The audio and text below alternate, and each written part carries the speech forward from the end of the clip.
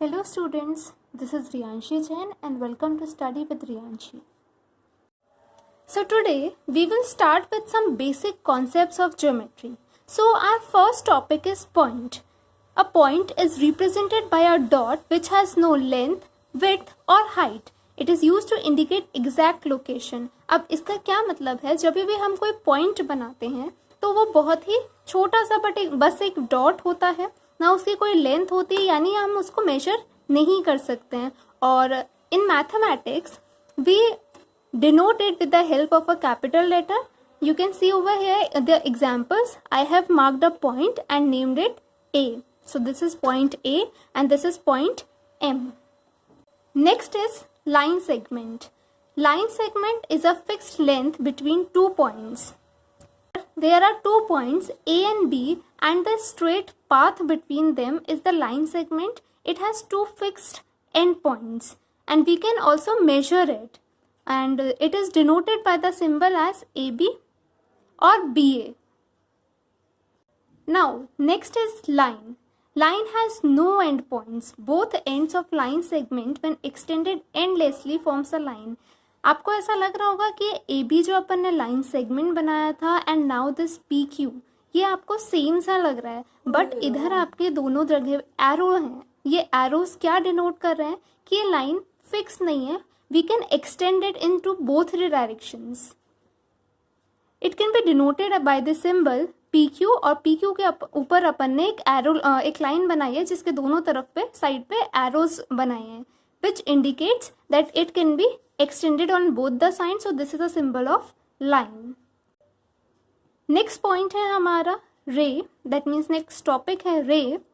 ray में there is one starting point but there is no ending point. यानी आपके पास एक इनिशियल पॉइंट तो है पर जो एंड पॉइंट है यानी ये खत्म कहाँ हो रहा है we don't know. It can be denoted by symbol O P, जहाँ पर हम एक लाइन सेगमेंट बनाएंगे, उस पर एक एरो बनाएंगे but only on the one side. So the next topic is angle.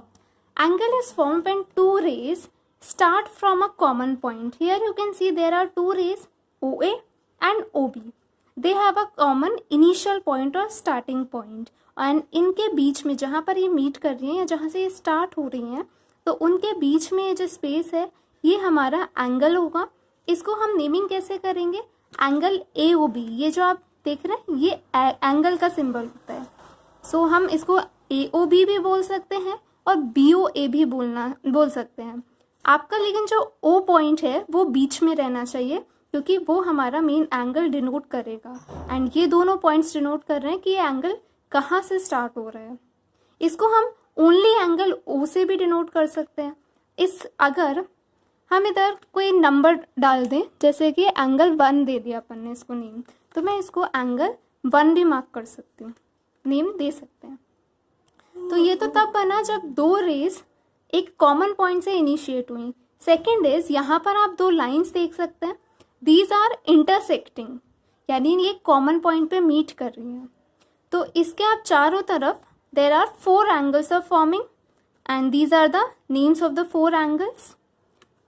And the third one is we are seeing a triangle which is made up of 3 line segments. So line segment AC is meeting with CB and AB meeting each other, and इनके बीच में हमारे पास 3 angles आ जाते हैं. ठीक है. So this is angle A.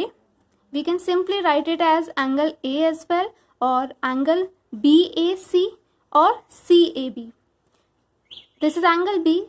You can write it as angle B, angle ABC or angle CBA. And this is angle C.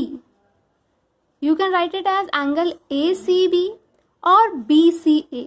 जो angle को हम डिनोट करना चाह रहे हैं वो आपका सेंटर में आना चाहिए.